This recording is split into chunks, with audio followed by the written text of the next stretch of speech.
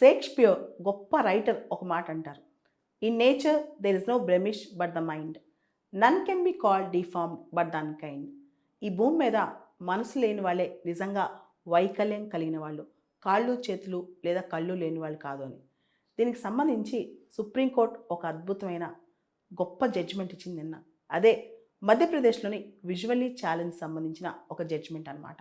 Supreme court ఈ జడ్జిమెంట్లో ఒక మాట అంది, మన రాజ్యాంగంలో డిఫరెంట్లీ ఏబుల్కి సంబంధించి ఎవరైతే డిజేబుల్డ్ పర్సన్స్ ఉన్నారో వాళ్ళ పట్ల వివక్ష చూపితే స్ట్రాంగ్ ఆర్టికల్ లేదు.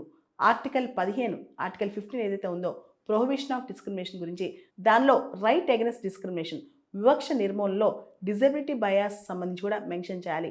ఎవరిని కూడా వాళ్ళ వైకల్యం పట్టి వాళ్ళపైన వివక్ష చూపించకూడదని సుప్రీంకోర్టు ఈ జడ్జిమెంట్లో చెప్పిందనమాట. యాక్చువల్లీ ఈ మొత్తం జడ్జిమెంటు మధ్యప్రదేశ్లో జ్యుడిషియల్ సర్వీసెస్ ఆస్పిరెంట్స్ ఎవరైతే జ్యుడిషియల్ సర్వీసెస్లో జాయిన్ అవుదాం అనుకుంటున్నారో ఒక తల్లి రాసిందనమాట. నా కొడుకు విజువల్లీ ఇంపైర్డ్, అతను జాబ్ రాలేదు, ఆ క్రైటీరియా వల్ల అతన్ని డిస్క్రిమినేట్ చేశారని సుప్రీంకోర్టుకి లెటర్ రాసింది. ఈ లెటర్ని సుమోటోగా సుప్రీంకోర్టు కేసుగా తీసుకుని ఈ జడ్జిమెంట్ ఇచ్చిందనమాట. దీనిలో అనేక విషయాలు చెప్పింది. భారత రాజ్యాంగంలో కొన్ని మూల సూత్రాలు ఉన్నాయి. ముఖ్యంగా ఇంక్లూజివిటీ, అందరినీ కలుపుకుని వెళ్ళాలి. అదేవిధంగా ఈక్వాలిటీ, కేవలం ఫిజికల్గా వాళ్ళు ఛాలెంజ్ ఫేస్ చేసినంత మాత్రాన, విజువల్గా వాళ్ళు ఇంపైర్గా ఉన్నంత మాత్రాన వాళ్ళు కంప్లీట్గా జ్యుడిషియల్ సర్వీస్కి పనికిరారని స్టాంప్ వేయకూడదు. ఖచ్చితంగా వాళ్ళకి అవకాశం ఇవ్వాలి, ఆ పని చేసే అవకాశం ఇవ్వాలి.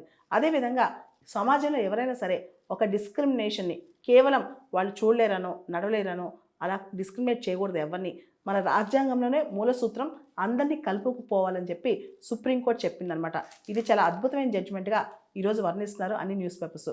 సుప్రీంకోర్టు మార్చి 3వ తారీఖున ఎవరైతే విజువల్ ఇంపైర్మెంట్తో ఉంటారో, అంధత్వంతో బాధపడుతుంటారో వాళ్ళు జ్యుడిషియల్ సర్వీస్కి అర్హత కాదు అనే ఒక ఎగ్జిక్యూటివ్ డైరెక్షన్ పక్కన పెట్టి వాళ్ళు కూడా అర్హులే అని చెప్పిందనమాట. దాదాపు 122 పేజీల జడ్జిమెంట్ ఇచ్చింది. దానిలో ఇంక్లూజివిటీ, ఈక్వాలిటీ అనే ప్రిన్సిపల్స్ మీద ఎక్కువ స్ట్రెస్ చేసిందనమాట. అదేవిధంగా రాజ్యాంగంలో ఆర్టికల్ 15 ఉంది, prohibition of discrimination.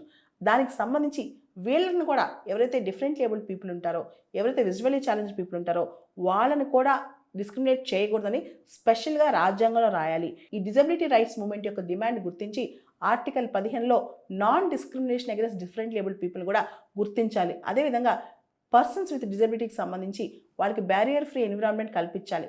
Substantive equality అనే మాట సుప్రీంకోర్టు జడ్జిమెంట్లో వాడింది. సుప్రీంకోర్టు ఈ కేసులో సబ్స్టాంటివ్ ఈక్వాలిటీ అనే ప్రిన్సిపల్ వాడింది అనమాట. అసలు ఈ సబ్స్టాంటివ్ ఈక్వాలిటీ అంటే ఏంటి? మనకి 2 రకాల ఈక్వాలిటీస్ ఉన్నాయి. ఒకటి ప్రొసీజరల్ ఈక్వాలిటీ లేదా ఫార్మల్ ఈక్వాలిటీ, రెండోది సబ్స్టాంటివ్ ఈక్వాలిటీ. ప్రొసీజర్ ఈక్వాలిటీ అంటే అసలు ఈక్వాలిటీ ప్రిన్సిపల్ ప్రాపర్గా ఫాలో అయ్యామా లేదా అని. సబ్స్టాంటివ్ ఈక్వాలిటీ అంటే సమాజంలో ఇన్ఈక్వాలిటీ చాలా ఎక్కువ ఉన్నప్పుడు, అందరూ ఒకే రకంగా లేనప్పుడు డిఫరెన్స్ చూపించడం కూడా ఈక్వాలిటీలో భాగం అనమాట. అంటే ఏంటంటే ఉదాహరణకి ఒక తండ్రికి 2 కొడుకులు ఉన్నారు. ఒక కొడుకు నడవగలడు, ఇంకో కొడుకు నడవలేడు. ఇద్దరిని నడిచి స్కూల్కి వెళ్ళమంటాం ఈక్వాలిటీ.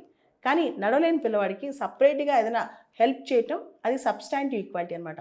అంటే పరిస్థితులు డిఫరెంట్గా ఉన్నప్పుడు, రకరకాలుగా అనీవెన్ సర్కమ్స్టెన్సెస్ ఉన్నప్పుడు, అనీవెన్ సర్కమ్స్టెన్సెస్లో అన్ఈక్వల్గా ఉన్నప్పుడు ఇద్దరిని ఈక్వల్గా చూడటం కరెక్ట్ కాదనమాట.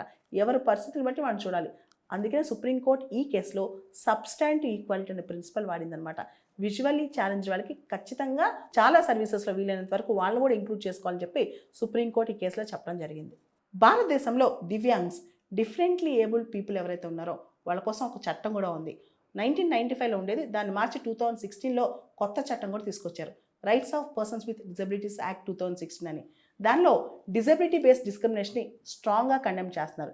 ఇప్పుడు సుప్రీంకోర్టు ఈ కేసులో right against disability based discrimination must be treated as a same right like fundamental right.